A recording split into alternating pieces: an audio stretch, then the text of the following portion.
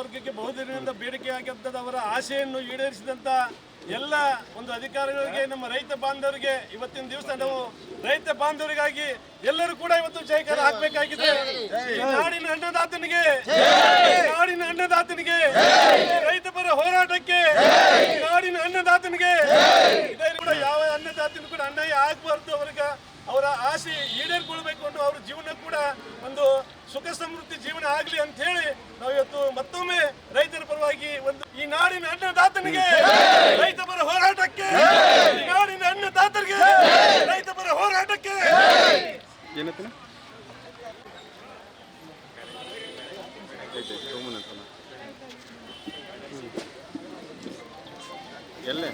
ಹಿಡಕಲ್ ಜಲಾಶಯದಲ್ಲಿ ರೈತರ ಭೂಮಿ ಮುಳುಗಡೆ ಆಗಿತ್ತು. ಸುಮಾರು 45 ವರ್ಷಗಳಿಂದ ಅವ್ರದ್ದೊಂದು ಬೇಡಿಕೆ ಆಗಿತ್ತು. ಸುಮಾರು 394 ಎಕರೆಗಳಿಗೆ ನೀರಿನಲ್ಲಿ ಮುಳುಗಡೆ ಆದರೂ ಕೂಡ ಅವ್ರಿಗೆ ಪರಿಹಾರಧನ ಸಿಕ್ಕಿದ್ದಿಲ್ಲ.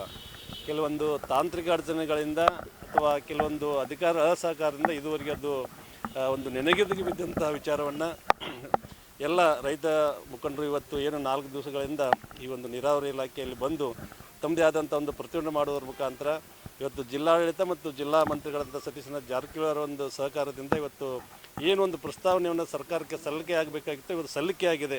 ಬರುವಂಥ ದಿನಗಳಲ್ಲಿ ರೈತರಿಗೆ ಏನೊಂದು ಯೋಗ್ಯವಾದ ಪರಿಹಾರಧನವನ್ನು ಕೊಡುವುದರಲ್ಲಿ ಮಾನ್ಯ ನಮ್ಮ ಉಸ್ತುವಾರಿ ಸಚಿವರು ಇರ್ಬೋದು ಮತ್ತು ಸರ್ಕಾರ ಇರ್ಬೋದು ಒಂದು ಯೋಗ್ಯವಾದ ನಿರ್ಣಯವನ್ನು ತೆಗೆದುಕೊಳ್ಳೋ ಆಶಾಭಾವನೆ ಎಲ್ಲ ರೈತರಲ್ಲೂ ಕೂಡ ಇವತ್ತು ಮೊದಲೇ ಒಂದು ಸ್ಟೆಪ್ ರೈತರ ಪರವಾಗಿ ಒಂದು ನಿರ್ಣಯ ಆಗಿದೆ. ಅದು ಎಲ್ಲರಿಗೂ ಕೂಡ ಖುಷಿ ತರುವಂಥ ವಿಷಯ ಆಗಿದೆ. ವರದಿ ಸಲ್ಲಿಸೋಕೆ ಲೇಟ್ ಆಗಿದ್ದು ಇಷ್ಟೇ ಕಾರಣ, ಯಾಕಂದರೆ ಟೆಕ್ನಿಕಲ್ ಅಡಚಣೆ ಅಂತಂದರೆ ಕೆಲವೊಂದು ಪರಿಹಾರಧನವನ್ನು ಈಗಾಗಲೇ ರೈತರು ಪಡ್ಕೊಂಡಿದ್ದಾರೆ ಅನ್ನೋ ಒಂದು ಮಾಹಿತಿ ಅವರಲ್ಲಿತ್ತು. ಆದರೆ ಅದು ಮಾಹಿತಿಗೆ ಯಾವುದೇ ರೀತಿಯ ಒಂದು ದಾಖಲಾತಿಗಳು ಅವರಲ್ಲಿ ಇದ್ದಿದ್ದಿಲ್ಲ ಅನ್ನೋದನ್ನು ಕೂಲಂಕುಷವಾಗಿ ಏನು ಒಂದು ನಮ್ಮ ಕರ್ನಾಟಕ ಸರ್ಕಾರದ ಒಂದು ಸೆಕ್ರೆಟರಿ ಅವರಿಂದ ಒಂದು ಮಾಹಿತಿ ಕೇಳೋದಕ್ಕೋಸ್ಕರ ನೀರಾವರಿ ನಿಗಮಕ್ಕೆ ಅವರು ಒಂದು ಪತ್ರವನ್ನು ಬರೀತಾರೆ.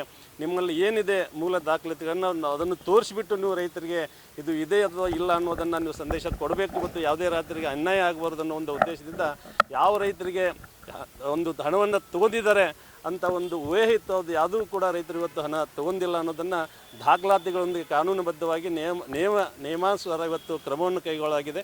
ಇದರಿಂದ ರೈತರಿಗೆ ಏನು ಜಯ ಅನ್ನೋದಕ್ಕಿಂತ ರೈತರಿಗೆ ಏನು ಸಿಗಬೇಕಾಗಿದೆ ಸಿಕ್ಕಿದೆ. ಜಯ ಅನ್ನೋದಕ್ಕಿಂತ ಕೂಡ ಅವ್ರು ಸುಮಾರು 45 ವರ್ಷಗಳಿಂದ ಇನ್ನು ಭೂಮಿ ಕಳ್ಕೊಂಡು ಅವ್ರದ್ದೇ ಆದಂಥ ಕಣ್ಣೀರಿನಲ್ಲಿದ್ದರು.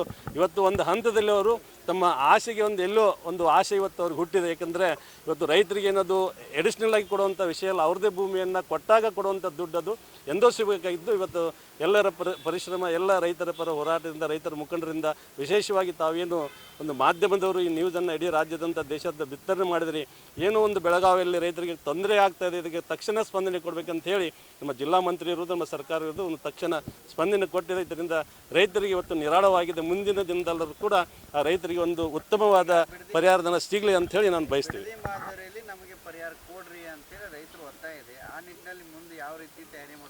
ಇವಾಗಲೇ ತಮಗೆಲ್ಲ ಗುರುತಿರೋದು ಬೆಂಗಳೂರು ಬಿಟ್ಟರೆ ಬೆಳಗಾವಿ ನಮ್ಮ ರಾಜ್ಯದ 2ನೇ ರಾಜಧಾನಿ ಅಂತೀವಿ.